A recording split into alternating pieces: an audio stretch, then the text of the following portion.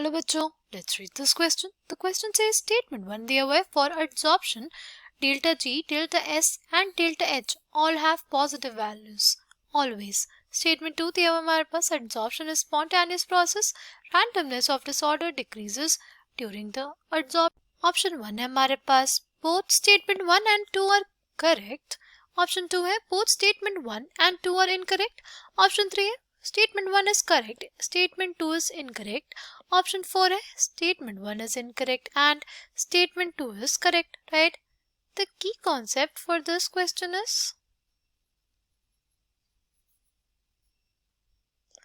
adsorption. Adsorption जो होता है ना, क्या होता है? See, इसको हम लोग कैसे समझेंगे? इसको हम लोग ऐसे समझेंगे कि जैसे हमारे पास ये कोई सॉलिड है, राइट? इस सॉलिड के सरफेस पे पार्टिकल्स होंगे और हमारे पास बल्क में पार्टिकल्स होंगे, राइट? जो हमारे पास बल्क के पार्टिकल्स होते हैं उसके चारों तरफ पार्टिकल्स होते हैं और एक दूसरे को क्या लगाते हैं intermolecular forces of attraction.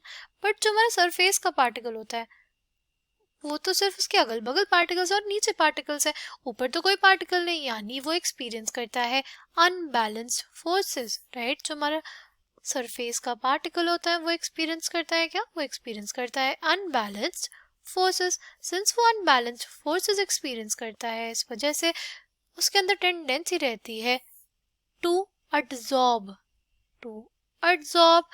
Foreign particles. Adsorption मतलब क्या होता है? Adsorption is basically the accumulation of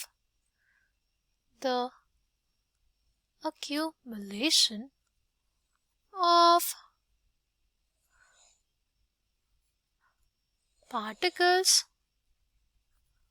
on the surface of a solid. किसी भी सॉलिड के सरफेस पे पार्टिकल्स का, हमारे फॉरेन पार्टिकल्स का accumulation होना, उसी को हम लोग क्या कहते हैं? एडजॉर्प्शन कहते हैं, राइट? फिर हम लोग बात करते हैं डेल्टा जी, डेल्टा एस और डेल्टा एच की वैल्यूज की, राइट? अगर हम लोग बात करें डेल्टा एस की वैल्यूज की, यानी change in entropy, change in entropy की बात करें तो हमारे पास जो एंट्रोपी रहती है वो क्या होती है? वो बेसिकली होती है डिग्री ऑफ रैंडमनेस. एंट्रोपी क्या है हमारे पास?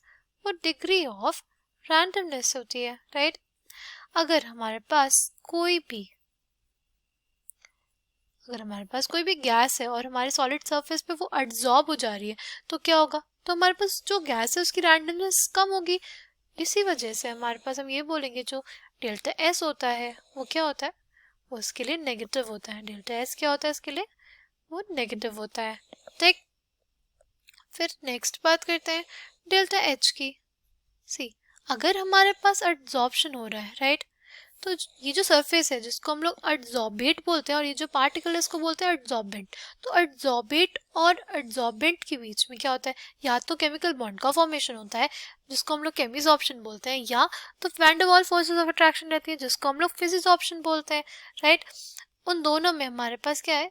एनर्जी रिलीज होती है, राइट? उसमें हमारे पास क्या होता है? एनर्जी रिलीज होती है, राइट? इसको हम लोग ऐसे भी समझ सकते हैं कि जो हमारे पास रेजिडुअल फोर्सेस यहाँ पे होंगे वो कम हो जाएंगे हमारे पास जब एब्जॉर्प्शन होगा.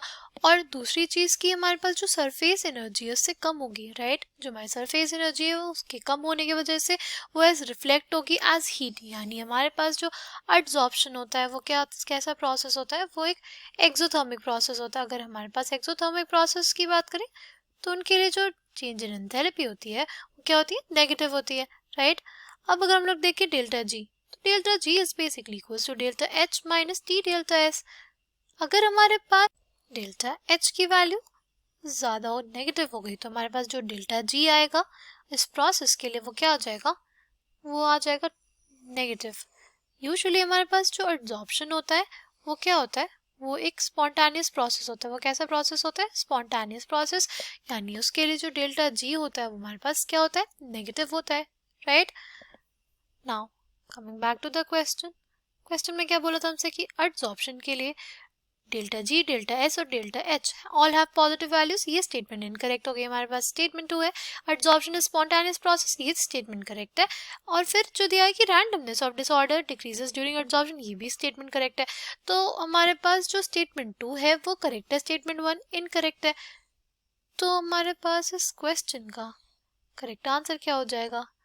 वो हो जाएगा हमारे पास option 4, statement 1 is incorrect and statement 2 is correct. I hope you understood it well, thank you and all the best.